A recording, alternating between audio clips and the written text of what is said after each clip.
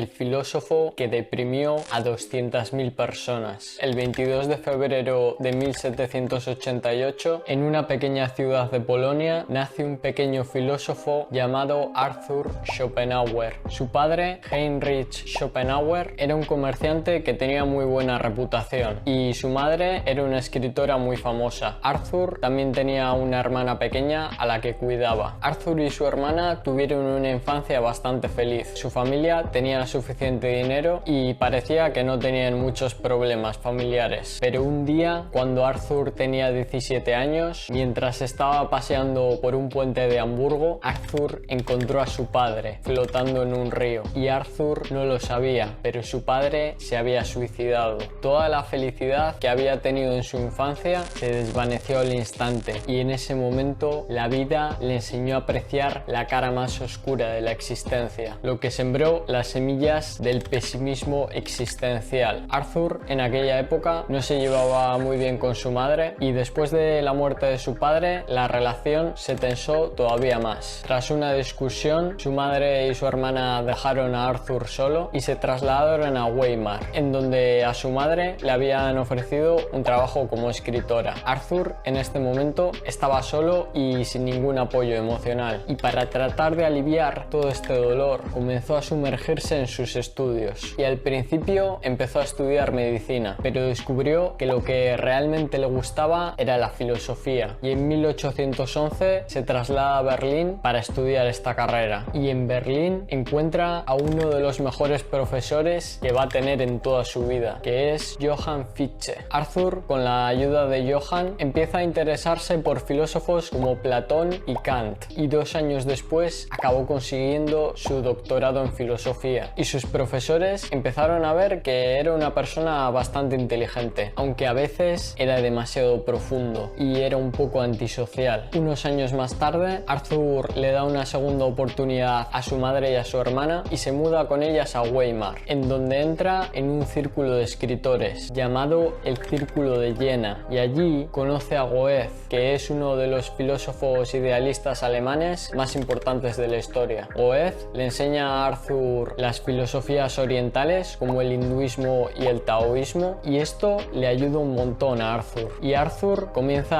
a admirar a Goethe, y durante unos meses se llevan bastante bien. Pero un día Arthur, con toda la ilusión, le lleva una tesis a Goethe para que la revisara, y Goethe la ignoró directamente y se la rechazó. Hizo esto porque probablemente le tenía algo de envidia a Arthur. Arthur en ese momento se sintió traicionado por uno de los pocos amigos que tenía en su vida, y además de esto empezó a discutir otra vez con su madre y su hermana, y como no les aguantaba ni a ellas ni a Goethe, se mudó a Berlín para cambiar de aires. En Berlín conoció a una bailarina llamada Caroline Richter, que se enamoró de Arthur y empezaron a salir juntos. Pero Arthur, como era un filósofo muy profundo, no creía mucho en el amor. De todos modos, Arthur y Caroline eran bastante felices e incluso tenían planes para casarse y tener hijos. Mientras estaban juntos, en Berlín surgió un brote de cólera y Caroline se puso enferma. Como la cólera en aquella época era casi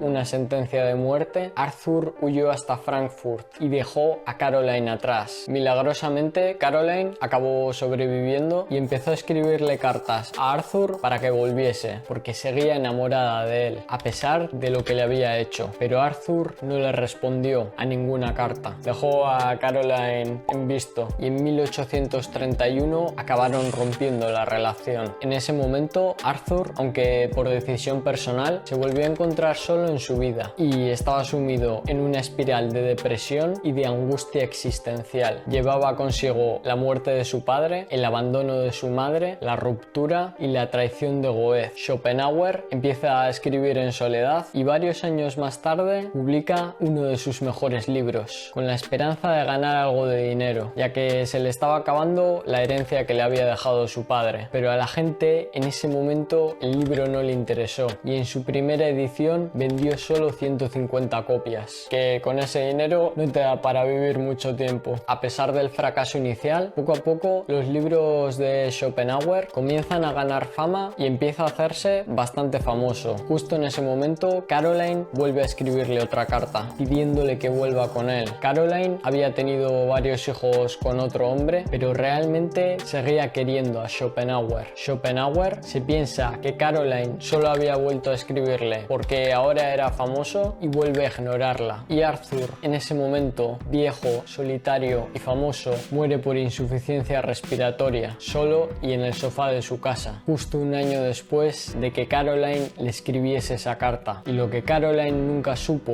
es que a pesar de todo el dolor y el rechazo, Schopenhauer le había dejado en el testamento la mitad de su fortuna, como un último acto de amor y de redención en medio de su oscura filosofía. Y esto nos deja ver cuál es la filosofía de Schopenhauer, una filosofía que ha sido leído como mínimo por 200.000 personas, porque con la muerte de su padre, Arthur aprendió que la vida es sufrimiento y adquirió el pesimismo. Con lo que le enseñó Goethe, aprendió los principios del taoísmo y el hinduismo. Con su relación con Caroline, nos dejó ver indicios de nihilismo. Y finalmente, con la herencia que le dejó a Caroline, vemos un poco de humanismo. Y por eso, a Schopenhauer no se le puede clasificar simplemente como pesimista o como de una sola filosofía. Schopenhauer formó su propia filosofía. Y esta filosofía se basa en que el mundo es un lugar en el que hay mucho sufrimiento y el dolor es casi inevitable. Y lo que hace que suframos es lo que Schopenhauer llama como